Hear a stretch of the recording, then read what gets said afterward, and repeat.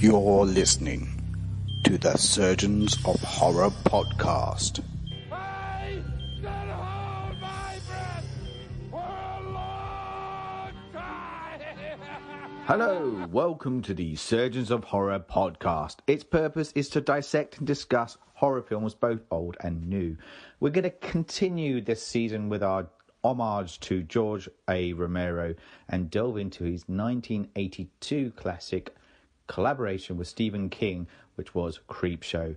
I'm your host, Saul Muerte, and I'm joined this podcast with Oscar Jack. Thanks for joining us, Oscar. And before we get into it, I probably should ask the question I generally ask with our fellow podcasters, and that is, do you remember when you first saw this movie at all?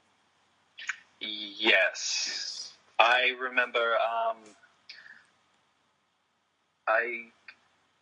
the first time I ever saw this would have just been in segments. I think the first time I saw the Leslie Nielsen segment, the Tide, there's a pun.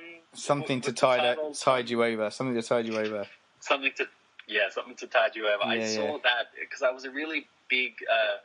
the Naked Gun series was a really big part of my childhood. Me too, so mate. I remember, seeing him on screen, I just was, locked on, and then I was just like, what is this? And this would have been when I was, maybe,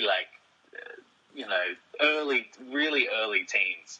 And I don't think I ever watched more than that one segment for the longest time, for years. I think I was playing on SBS one time, and I saw the Under the Stairs, the Crate. The Crate, yes. I saw the Crate segment and was just like, for the longest time, it was really discombobulated and fractured into these standalone little stories that I had seen. Yeah. And I always got it kind of mixed up with the Twilight Zone film. That's understandable. Just does this have John Lithgow on a plane with the Kremlin? Yeah. Big George, the other George Miller, big bulging George Miller eyes. So it wasn't until actually, I think probably for watching it for the podcast that I saw it from its beginning to end. It's always been kind of on my peripheries. Yes, absolutely. To be honest with you, and to back you up, I have a very similar journey with this film too. Something to tide you over was definitely the one that I remembered most when I was watching this. The other one would, for me personally, but that's purely because I was a huge Stephen King nut. I would just absorb his books. I would just feed off it and consume it when I was a kid. So for me, the Lonesome Death of George Verrill, in which he stars in it, is also quite prominent in my mind. There were the two ones that stand out. How could you forget? How could you ever forget? I know, huh? Really. He's certainly something in it, isn't he? And we'll get to that because I do want to kind of, as I said, want to talk about each of those sections. But I guess it's up to debate whether they're the strongest ones or not. But we'll talk that through as we go through them. So let's take a look at the first story we're presented with. Father's Day, which it's again, as just to reiterate, it was an original story from King. Which he wrote for the film, so it wasn't based on anything he'd written. If this was purely written for the movie, and it's an interesting one as well because it's set around these kind of very. It's set in the 1980s. Well, the film was shot in the 1980s, and this feels like 1980s upper class kind of society, sitting around kind of chatting, and we're told from a very family's perspective, and we're given kind of a little bit of a background to this kind of patriarchal character who passed away on Father's Day because he was killed by his daughter Bedelia, who had been going through all this kind of emotional abuse, and And that's something that's a bit of a theme with Stephen King. He does have these characters that are verbally abusive to our central characters in his movies, in his books and things. It becomes quite a prominent feature. His characters, so many of them pop. Yeah. So many of them are shook to the point of destroying the school prom or chasing down his family with an axe. Yeah, I'm just in the throes of reading The Dark Half at the moment for another podcast down the track, and again, very kind of similar thing. There's all these internal kind of dialogues and fractured kind of personalities, conflicting personalities going on. It's very interesting the way he writes. So yeah, as I said, this one kind of is set around like the descendants, as I said, like sitting around for their annual dinner, and the Father's Day dinner. Yeah, exactly. This short tries to make Father's Day. There are so many elements of it where it's like, oh yeah, I mean, I know my dad hates it when I forget the Father's Day cake. The annual Father's Day cake. Which is, that's it. I want my cake. Where's my cake? And the family are all kind of explaining this story to a very baby-faced Ed Harris. Yes. Who's Hank, who's a new husband. Yes, that's right. Yeah. Of Cass. who I think is his wife in this. I think is the biggest joy to watch. I think she's like she has this 80s, this like such 80s kind of like devilish upper class kind of. I think I mean, this is a tough segment for me. Same. Same. I agree. Probably the weakest for me. Yeah. But the craziest as well. Yeah, it is. It goes stylistically. It's just like straight out of the bat, like tons of this, comic flashbacks and little boxes popping up to fill in exposition. That's right. Really throws you into it is all over the place. Style of the film. Yeah, that's right. Exactly. It's to try and kind of accentuate the comic book feel of it. Definitely, first and foremost.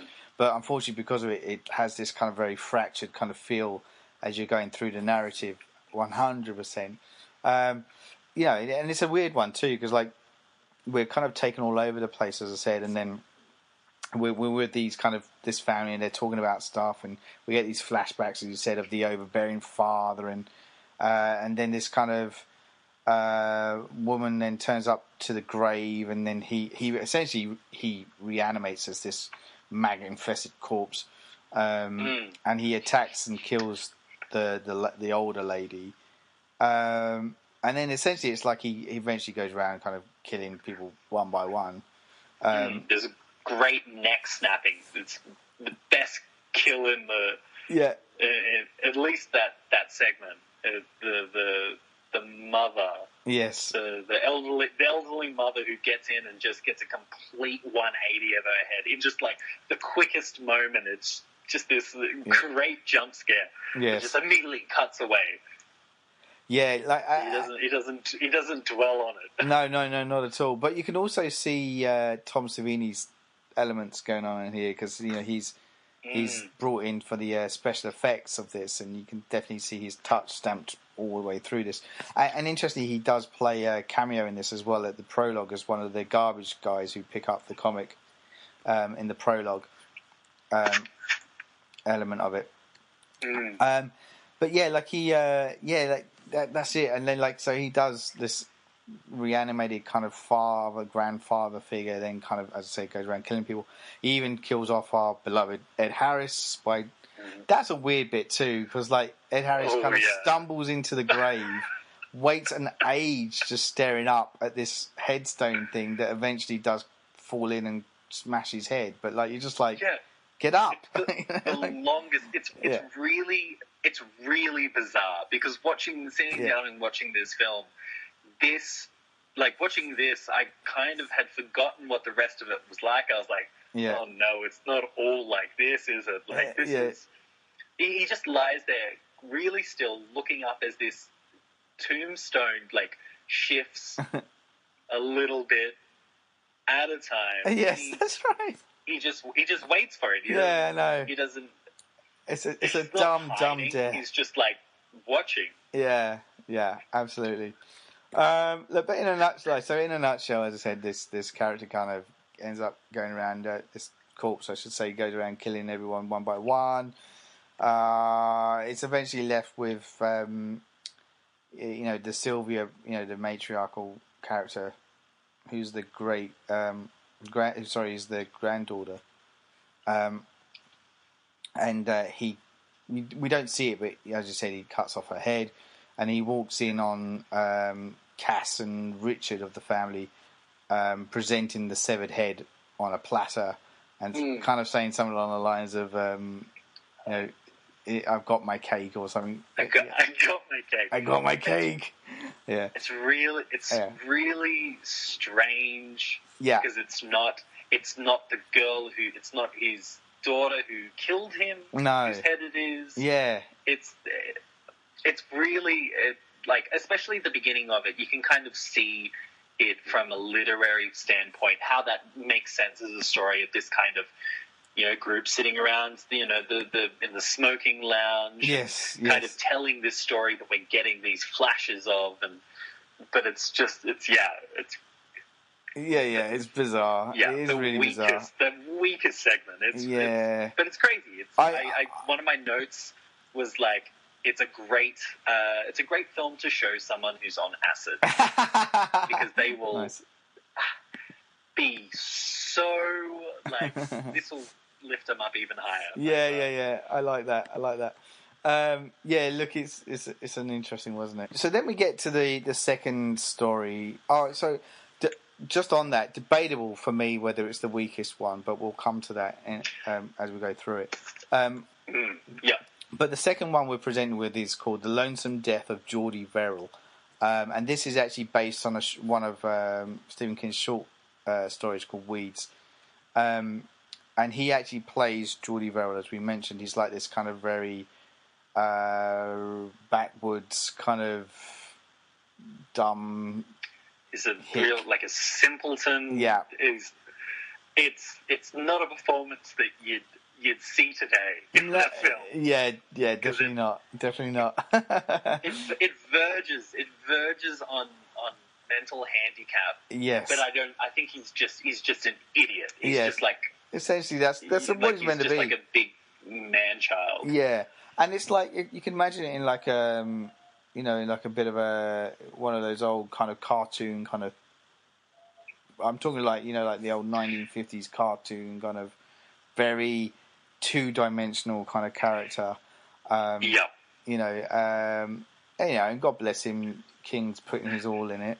He is. He's 100% him, which is like, like that. That's what saves it. That's what makes it kind of like this fascinating thing to watch. The concept of the segment is that the Verrill character discovers this meteorite in his backyard, and he's immediately kind of starts thinking of how he's going to get money off it and stuff. But he ends up kind of breaking it, and he also touches it with his skin, and then it starts becoming like this plant-like kind of organism starts to grow on his body, essentially, and even on the exterior, where the meteor had landed, and it starts the plant life starts to grow throughout the house, with everything that he's touched, essentially, and it just kind of becomes kind of quite consuming within the house. It eventually kind of grows all over the place. He tries to take a bath, and he has this ghost of his father appear, telling him that it wants water, so don't get in the bath. But he's itching so much that he just has to get in the bath. He turns into Jim Carrey's The Grinch. He does. Yes, he does. This green, furry, hairy, all-consuming thing.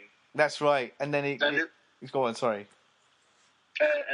There's the moment where it's kind of started growing on his hands, and he's just. It's before it's when he kind of falls asleep, and we cut outside for the first time, and you just see the speckled trail of all of this green, this really barren kind of farmland. Yeah. And it's just like, I was just like, this is an incredible image. And I think the imagery for this is the most amazing out of all of the stories. It's just like this vibrant alien grass that is just like growing and little bits on his fingers, and he sucked on his finger before, so now it's on his tongue. I love that I love really that cool exterior shot, that you were mentioning, for the outside of the farmland, and you can just see it kind of expanding, and then we even get that at the climax of the movie as well, where it's just spreading, and you just get this feeling of like, oh man, we're only seeing a small window of this thing. It's just going to contaminate everything that it comes into contact with. It's got like a real like super monster 50s, like the Blob, or there's a movie called the Monolith Monsters, which has a similar kind of story with these big like spikes that land from a meteor, and that's right. Water makes them grow and kind of consume everything. So it's just like, you hear the radio thing saying, "Oh, we're in for a really wet month." I know, like exactly. The whole county's going to be super green. There's this great comedy moment where I think you kind of hear him go to the toilet, and this is where he's just getting contaminated, and he's just like, "Oh no, not there!" I love it.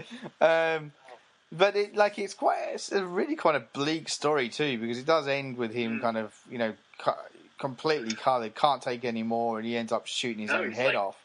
With a shotgun. His head off. So interesting. Really, oh man, really strange mix of tone. Yes. I read that one of Romero's notes to King was to look like Wile E. Coyote right before he falls.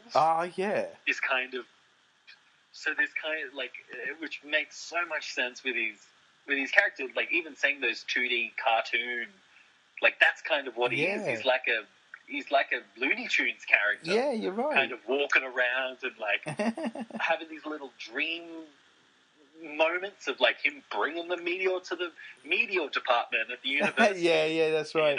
This kind of like this kind of Looney Tunes mixed with like really bleak 1950s like atomic horror. Actually, I'm getting that imagery 100%. It's a really kind of a really it does kind of pay to that, I think. I know it's definitely the look and feel that they're going for, that kind of section too. You can definitely tell that they're pulling from that kind of really 1950s kind of universal horror kind of B movie kind of style horror, that was prominent at the time, and it probably what they were used to when they went to the movies and stuff. We see, I'm digressing, but we see elements of it in It that Stephen King writes about, which is set in the 1950s with the early stuff, and when they're going to the horror movie features, these are the type of films they're going to go and see, and the Richie character is the one that's kind of consumed with that. It's definitely something that, something that King became famous for with his work too, because he did kind of use a lot of pop culture kind of imagery within his work. You see a lot of songs kind of like lyrics kind of thrown into his work. There's always a bad greaser. Yeah. Even in the 70s, 80s. That's it. Yeah. Decades after greasers were an actual thing, he's like, "Yep, there's a bad greaser in this town." Has to be. Yeah. Of course. So that was the second. The second one, as I said, The Lonesome Death of Geordie Verrill.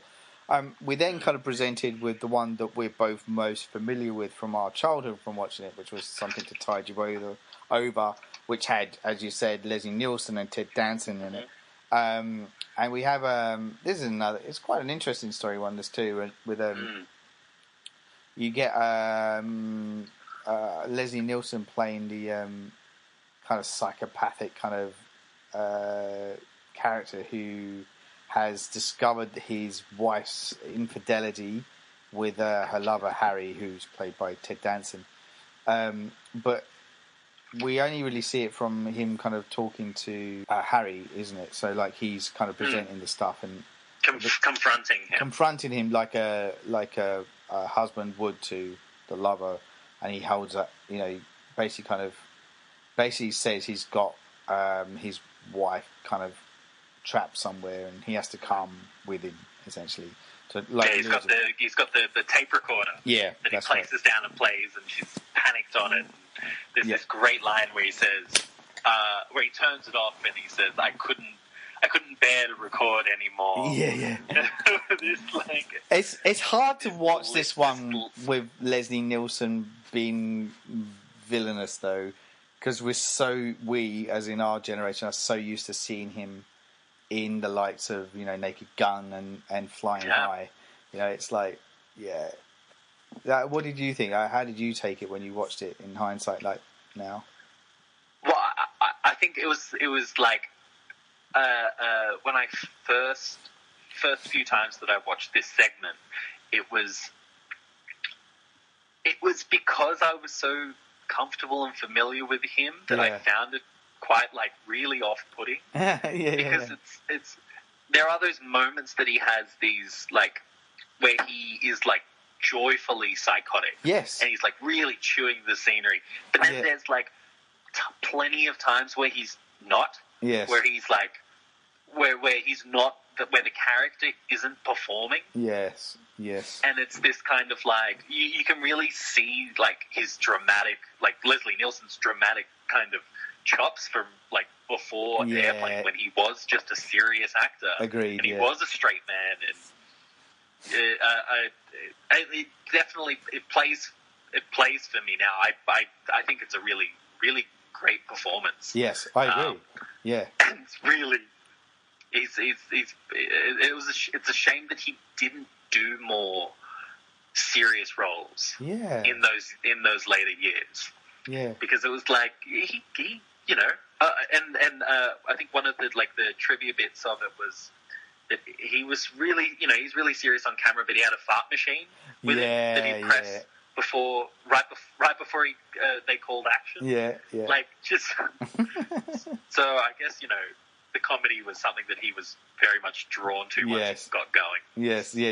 I and that was one of his staples, was using that kind of fart machine in interviews as well. I've seen numerous interviews where he would just use it at whim, you know, like hilarious. I've never seen that. That's amazing. I have to try and dig it out.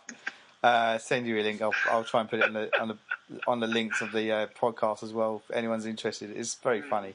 So the concept of this one, as I said, so he's kind of lured Ted Danson out to the beach, where he's kind of, you know, he's, you know, said that his wife is buried up to her neck basically in sand, with the waves kind of coming in. But then at this point, when he gets there, he gets Harry to also dig his own trench in the sand and fill it in, essentially, so that he's also got his neck up to there, in the promise that he will show Harry his lover Becky. He will present her to her, and obviously this is a trick, because Becky, he brings out the TV and it's, you know, we see Becky. All of this great analog technology where it's like he's driving this like massive cord cable, TV cord. I know. And he's got the cameras all set up and these TV sets on so the beach. dated. It's such great imagery. Yeah, it is. Yeah. Like so ridiculous and so over the top, but it's just like it feels like almost dystopic. Yes. There's this, like, you know, this image of cameras and screens everywhere. The Leslie Nielsen's character, he's got all of these multiple cameras all surrounding his house that you just keep on getting shots of. He's always watching, and he's got the VCR that he's recording both of their drownings. Yeah, exactly. It's great. It's so of its time, but yeah, it's interesting too with the character too. Like something that's just triggered with me then, when you were talking about Leslie Nielsen's character is this voyeuristic kind of and very kind of security conscious, but he's for somebody that is really into watching things. It's funny that he misses the fact that his wife is having an affair with this guy. He's so heavily kind of focusing on the outside world that he neglects what's going on in his internal world. There's no wonder that she gets bored and goes off with someone else if he's that way inclined, And him missing that, maybe he was like, maybe he wasn't psychotic before this. Maybe like the fact that he missed this was the thing that finally tipped him over the edge. Yeah, that's right. Oh, yeah, it's cool. So look, so eventually, so he leaves Harry and Becky to their deaths. With being the waves coming in, it's going to get deeper. And he said, if you hold your breath long enough between waves, then you may live to tell to get yourself free. Really off-putting. It's like such a grim. Like this is such a grim story because they're both drowning. The TV that Ted Danson's watching, he's watching his wife, his lover drown, and then the waves coming close enough for him that it explodes, sparks that TV. Yes, so that's he's right. just left with it. Yeah. It's this because she lost the coin toss, so she got buried further towards the sea. That's right. So she's gonna drown first. That's right. So she's got a little bit more time. Yes, he does. So he kind of sees his inevitable his fate essentially unfold with his lover before it happens to him. And he was saying that he does say something like I'll come back for you, I'm coming for you, or something like that. One of those standard lines. And then we kind of cut to... You'll have to hold your breath. Don't hold your breath. Don't hold your breath. That's right. So then we do kind of join Leslie Nielsen's character back at his swanky apartment. And before we're there, though, we do get the moment of when Ted Danson's head is completely submerged, and we get this one shot that's like from a De Palma film of Ted Danson's head with this the Fury kind of red halo around him. Yes. So we just get this one brief moment of this, this supernatural revenge that's going to come. Yes, that's right. Actually, that's right. I remembered that too.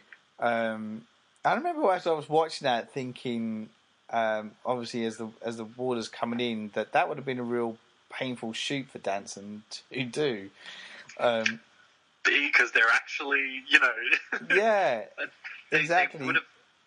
He's taken those waves in his face. He really is. And I was just like, wow, that's commitment. So anyway, we join, as I said, the Nielsen character back at home. He believes he's enacted his revenge on the couple that had been cheating. And then we get the kind of... This then moves into more kind of like the typical ghost, story of...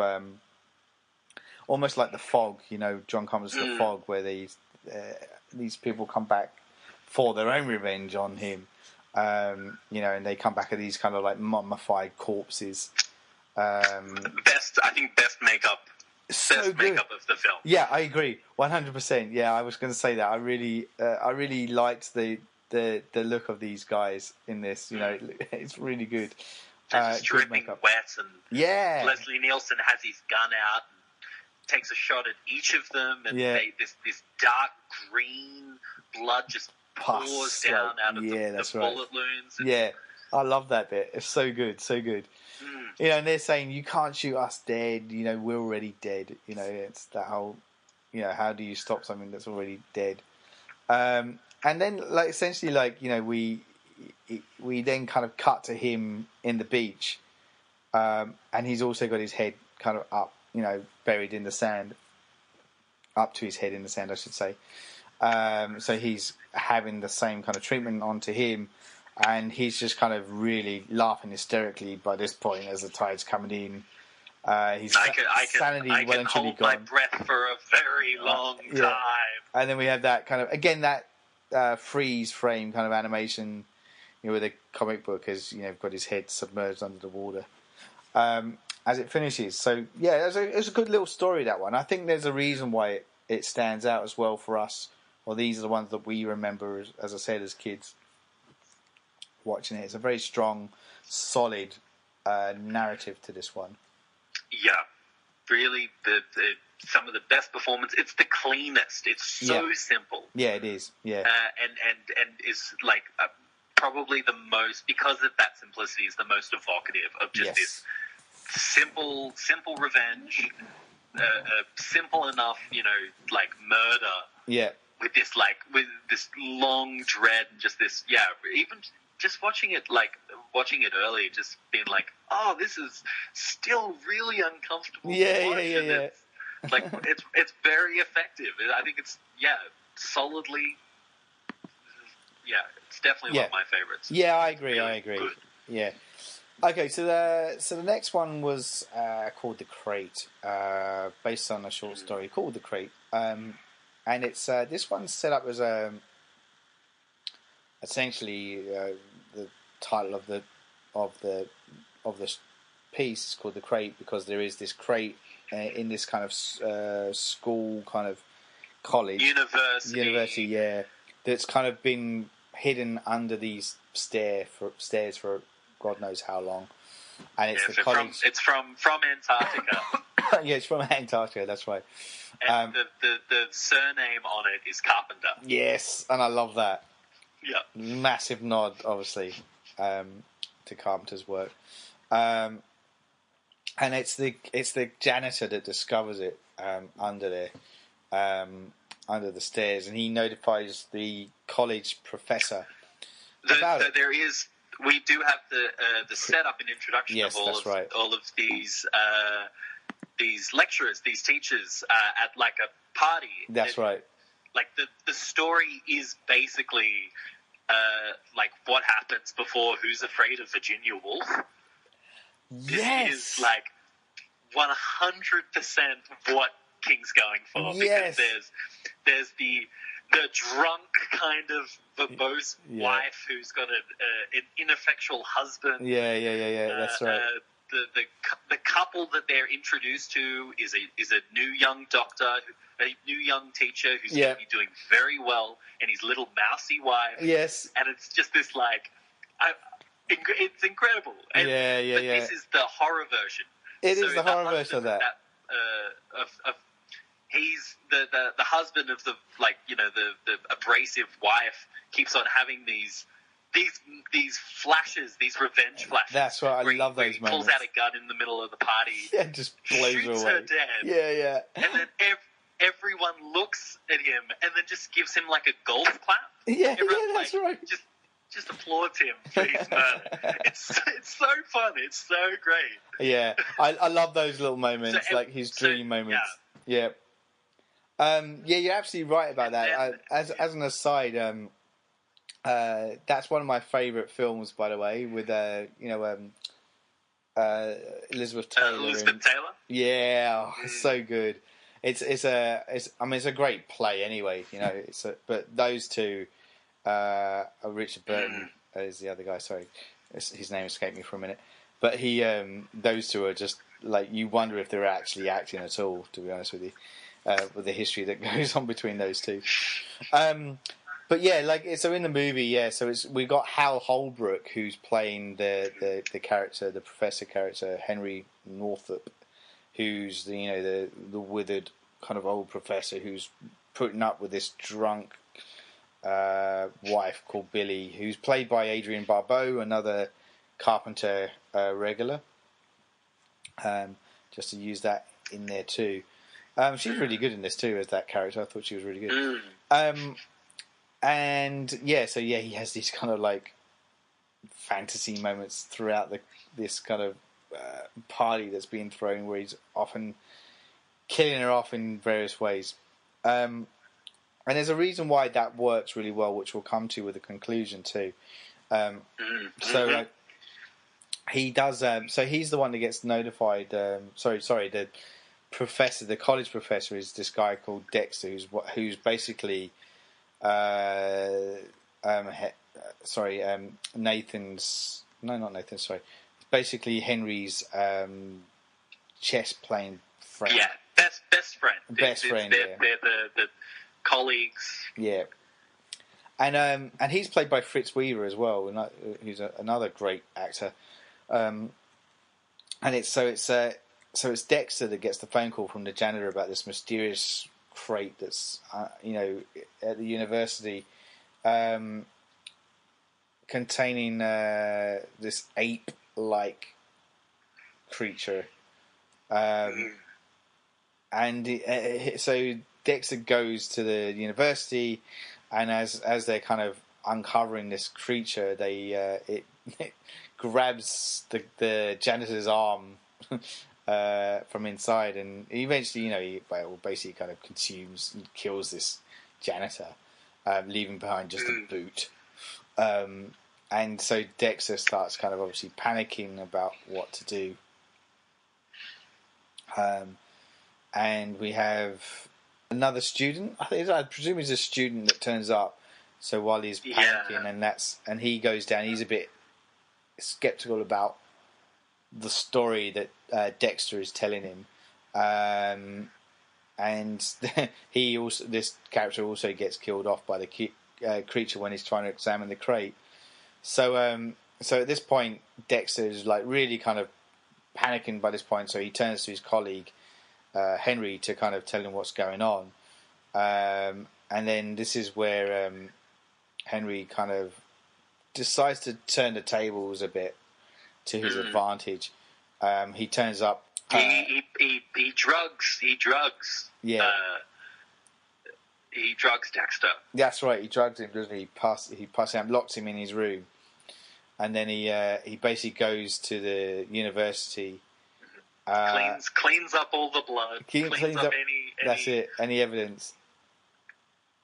And leaves this note for his wife. That's right. Who arrives home and reads it, and it's really odd because it's like she's a real psychopath, because the letter is like, Dexter has gotten involved with one of his students, and he basically is implying that something really awful has happened. Yes, that's right. And she's standing there with a glass of milk and just like laughing and chuckling and funny, really amusing. Yeah, that's right. It's like really quite, real implications that that Dexter's like maybe killed this girl, or that's right. Like something awful. Something really, really bad's gone down. Like even like it's like this rape gone wrong kind of scenario. Yeah. Yeah, and she's just like laughing at the fact that her husband, who could never say boo to a goose, has somehow gotten involved in this very dark situation. It's quite funny. So he basically, but he's obviously done it to kind of lure her out to. Yeah, he says, "What would I do without you?" Yes. I need your help. You're here. You're so good with these situations. And which feeds on her ego as well. So of course she's going to go along and try and sort out the situation. And so when she turns up though, he basically is luring her into under the stairs where the crate is, and nothing happens. And there's this moment where just before it, you think, is he just going to have what? This is what I was alluding to earlier. Do you think, is he going to have one of these fantasy moments or not? But then obviously it becomes real, and the creature pulls her in and kills her. And he basically is able to, harness the crate back with the the chains and stuff, lock it up.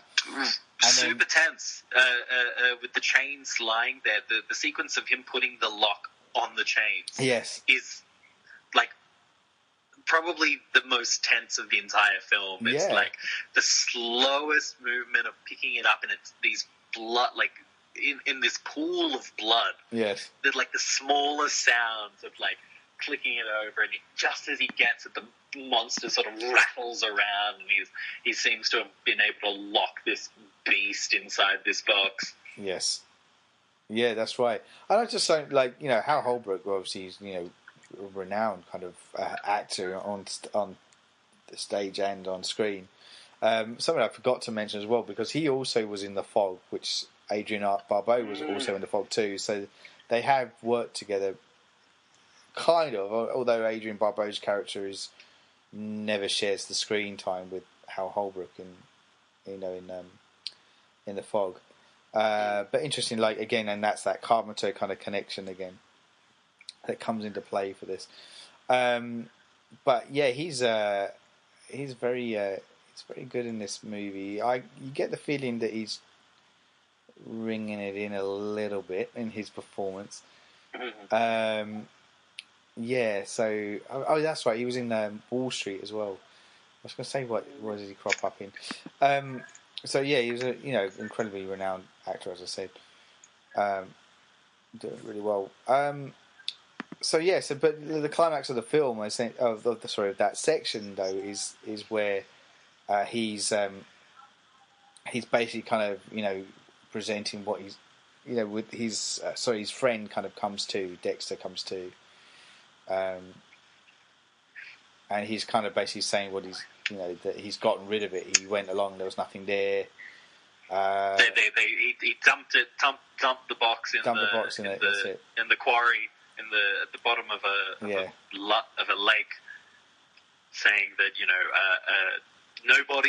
three nobodies. No. And what you're going to do is you're not going to say anything. That's right. It's this like feeble character that's now like totally kind of taken back his power. That's violently. Right. Yeah.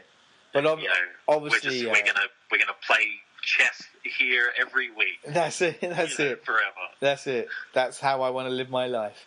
But obviously, like the flip side of that, though, is that he, deep down, he is a bit of a bumbling buffoon, and he hasn't quite done the job perfectly, because it's revealed that the beast has escaped from its crate. So he wasn't able to contain it after all. So there is this beast on the loose. Coming out. Yeah, that's it. So the final segment that go on. I just want to say, in terms of that the monster design and look, is mostly really great when it's close. Yes. Any like insert shots of claws, or even the face, or or the first view we get of it is just this almost like Morticia Addams darkness with the glowing eyes. Yeah, that's right. And though anytime you see it in its full, it looks like a guy. Yeah, kind of looks like do you remember Tarzan, Lord of Greystoke? Kind of. I don't know if you've ever seen that. The what's the name of the guy named Christopher Lambert movie where he plays it?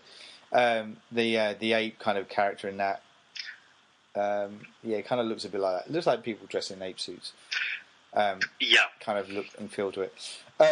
You're right. So not massively great, but for what it is, it kind of gets away. All the inserts, its bites, its slashes. Yeah. All of that's like top Savini. Yeah. Absolutely, 100%. Okay, so the last section we get is they're creeping up on you. Now, I don't remember this one when I first watched it, and it was only when I rewatched it now. And this, to me, is when I was saying to you about arguable whether it's the Father's Day was the weakest. I would say this is close. I just found this a really weak ending, unfortunately. It's bizarre that this is what they. I understand, because what we get into is with the amount of cockroaches they've got in this. That is quite gross. Yes, it is. But it doesn't have the resounding oomph of like the previous two. Yes, that's right. Which is a really strange. Yeah, it's really strange that this is the ending. Yeah, more or less. Yeah, it just fizzles out, doesn't it? Just as a bit. I get like some of it, like on paper, you can see the appeal. Like there's this arrogant kind of businessman who's who's got a germophobic Howard Hughes kind of stuff in his ivory tower. Yeah, kind of germaphobe. That's right.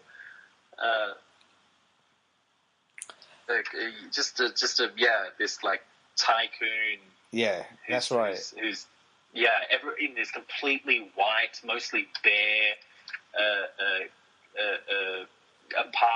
penthouse apartment, and he's got the stock ticker that's constantly coming through with the prices, and that's right. Yeah, so like he's very typical of that kind of stock kind of place in the 80s, very money driven, power driven kind of Trump-esque character. But and you can see he's not a nice guy. He's treating his employees with disdain and disgust, and he has this bug problem, which is the roach things that kind of are infesting his room as well. And he's kind of berating this guy who's on holiday to at Disney World with his family. To come back and sort out the roach problem. And that's kind of it, really. He's just like there's some backstory coming out. There's another guy who's been given who's committed suicide. Mr. White, he's like the super or something. Yeah.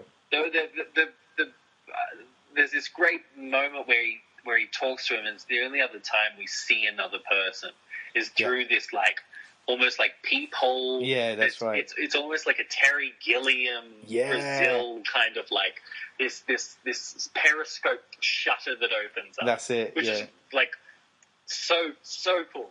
I love that shot. Yeah, my favorite moment of that thing. Yes, I agree. Really interesting design. Yeah.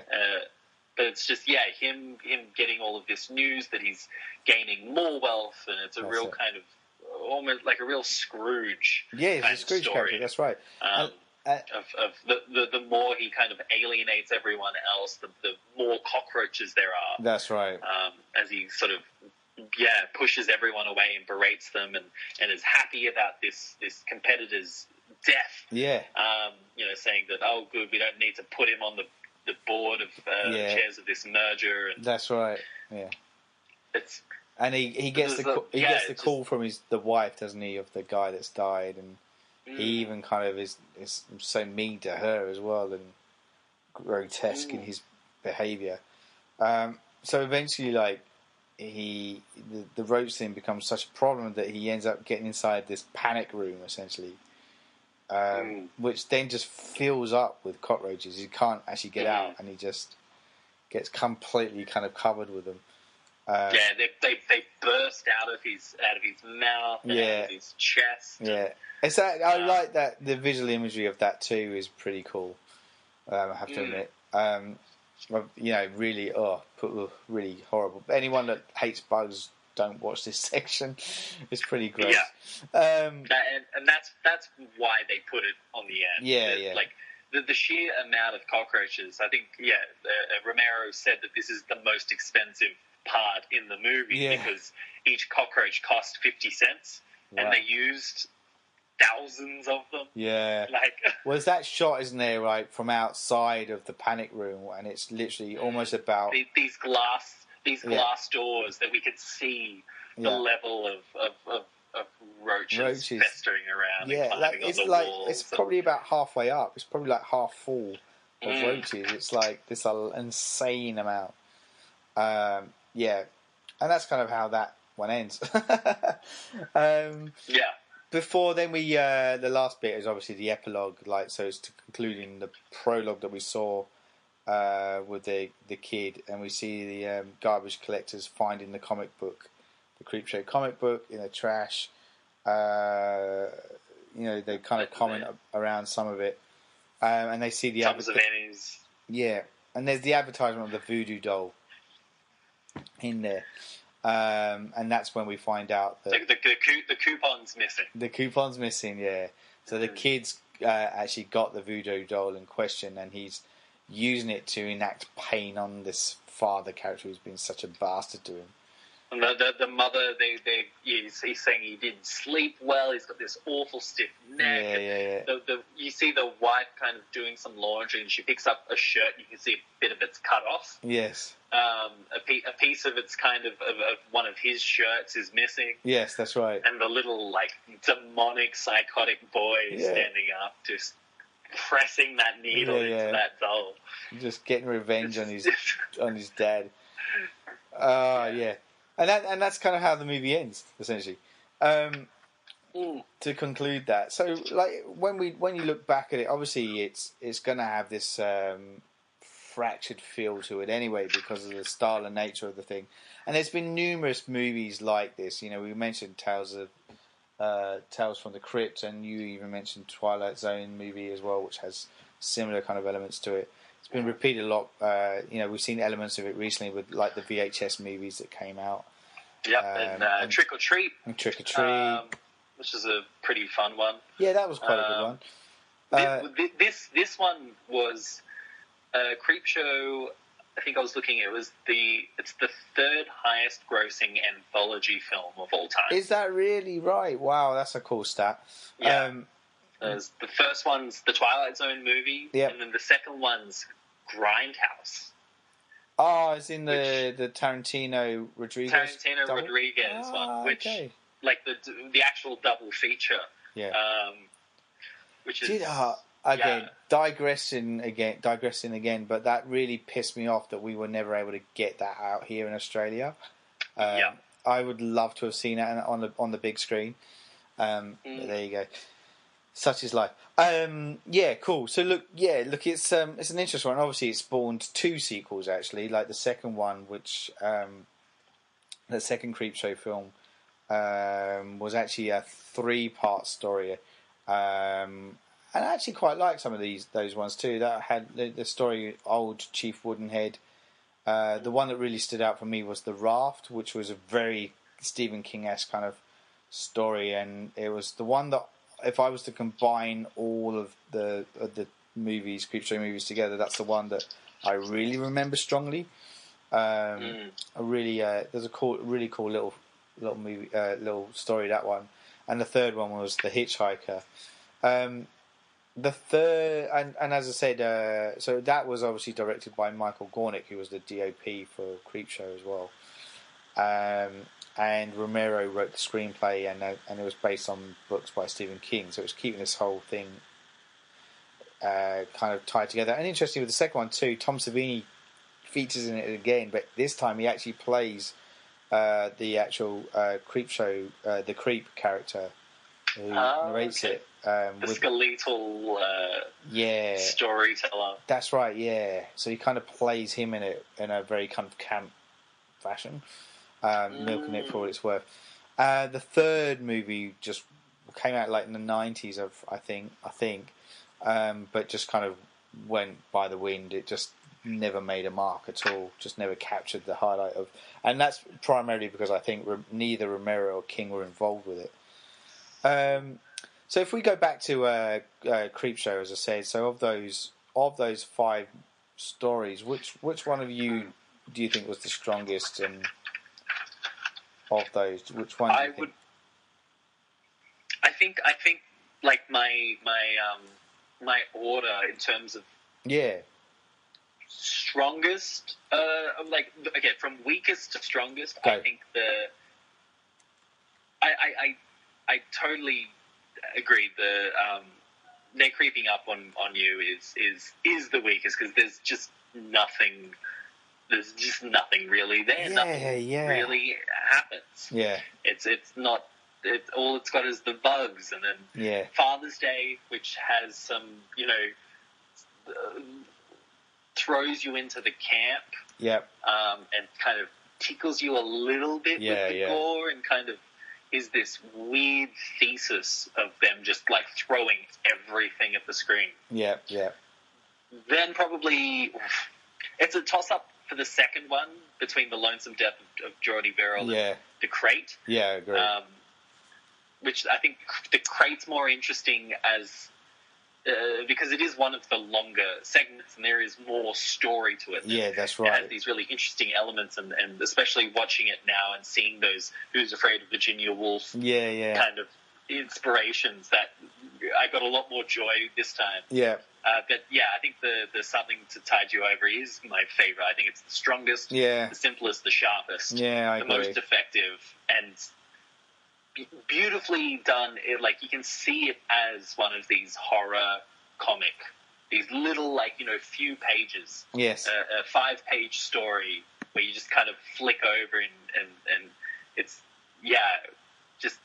really, really stark and really great. Fantastic performances by all three of the actors. Yeah, I completely agree with that. They're really good. And in fact, that's something that both Something That Tide You Over and The Crate have in common. The performances are very strong from the all three in Something That Tide You Over and in The Crate. That's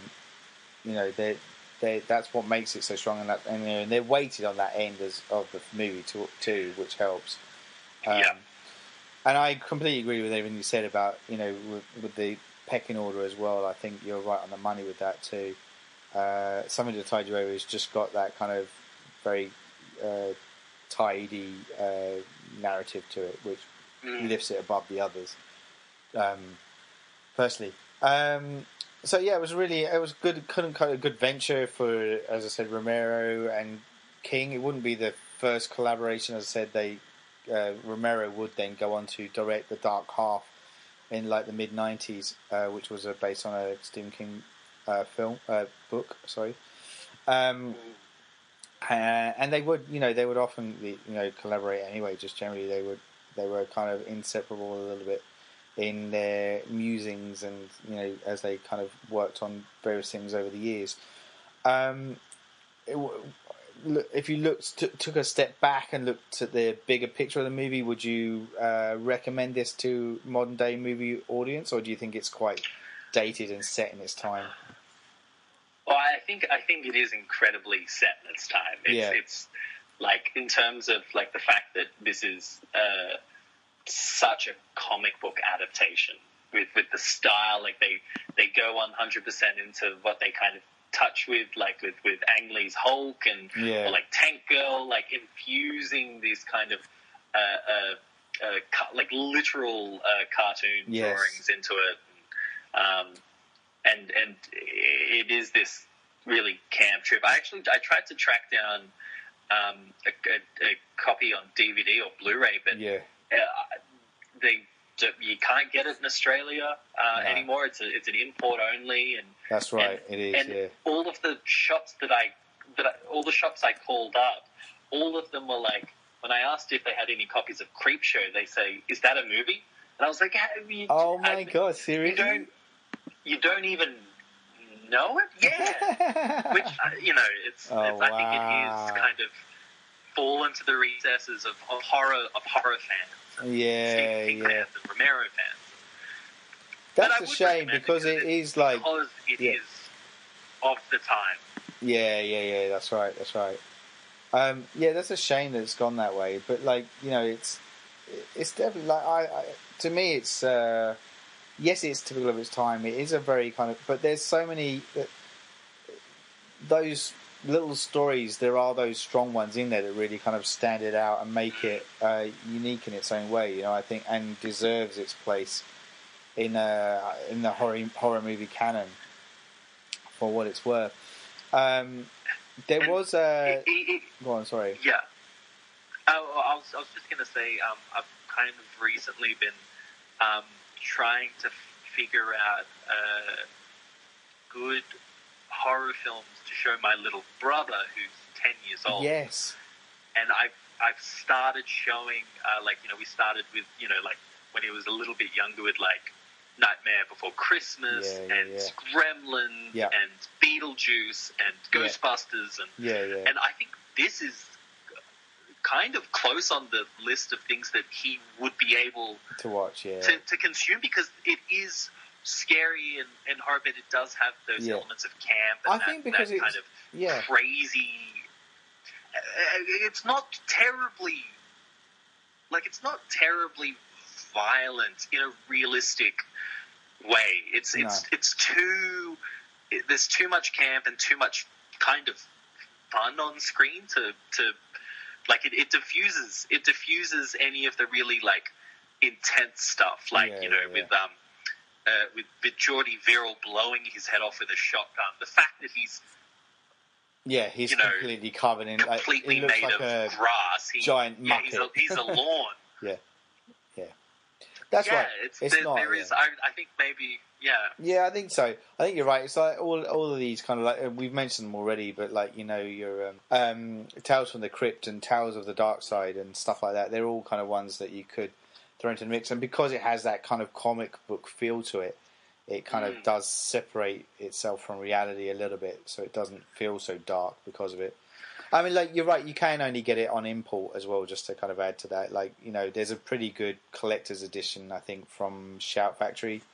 But from Australian point of view, you have to kind of get that stuff imported over, unfortunately. That's the side of it with a lot of these kind of classic movies. It's hard to get your hands on them. Unfortunately. But it is good seeing, the cult classic range is bringing more and more, like, that's why I'm like constantly going to like JB Hi-Fi, seeing what they've released now, and I think as DVDs become less like these kinds of movies, these more cult movies are getting more because they're not getting picked up by streamers. No. So and the people who buy DVDs are the ones who are going to be buying those DVDs. That's right. Like I picked up the original Blob and the Son of Blob, nice, as a double disc DVD. Yeah, sweet. Picking up a lot of the 60s British gothic horrors and just all the Hammer films getting Blu-ray releases. I feel like there is this kind of groundswell of just like stuff kind of coming up to the surface that hasn't been seen in so long. I know that's so like I want to I do want to expand on my collection as well to kind of get these kind of movies, because they do stand. I mean, I know a lot of it's probably nostalgic, but they do stand strong with me, and I love those like little gems from like the 80s and stuff. They to me are my era. But cool. Something just to bow out on really as well. Something I forgot to mention is that there's a couple of interesting little uncredited cameos in this movie. So Richard Gere apparently is the man on TV in the Something to Tide You Over segment. I don't remember that, so I'm gonna have to kind of go back and have a little check of that one. Right. Yeah, and then on They're Creeping Up on You, the voice of Bob Bean, so the dude that's on holiday, is actually Ned Beatty. Really? Yeah. I was just like, oh my god. Okay, so I have to go back and listen to his voice again. So yeah, really, really cool. It's such an interesting Nexus film, because they both of those, King and Romero were at the height of both of their powers. Absolutely. So even though the film itself hasn't had that grounding thing, a lot of people said yes, because the guy who did Dawn of the Dead and the guy who wrote Carrie and The Shining, and that's it. Why not be involved with these guys? That'd be awesome. Yeah, before either of their brands got sort of diluted. Exactly. With the upcoming rest of the 80s and 90s. Yeah. That's right. Oh, such a great era. Cool, man. Well, I think that's us for the Creepshow discussions for the podcast as we continue our Romero homage. So just on that note, thanks for tuning in to those that are sticking with us as we talk through each of these movies. And there's a few more that we're going to kind of try and nut through before we get to the final trilogy of the Dead movies as our climax to our horror homage on, as I said, the Romero film. On that note, I should say thank you for listening. I'm your host, as always, Saul Muerte, and thanks again to Oscar Jack for joining me on these discussions. Thanks, Oscar. My absolute pleasure, Saul. Take it easy, fellas, and keep tuning in. Goodbye. You're listening to the Surgeons of Horror podcast. Music supplied by Peter Nezik. For more discussions or podcasts, head over to surgeonsofhorror.com or head over to our Facebook and Twitter sites for the latest news and updates.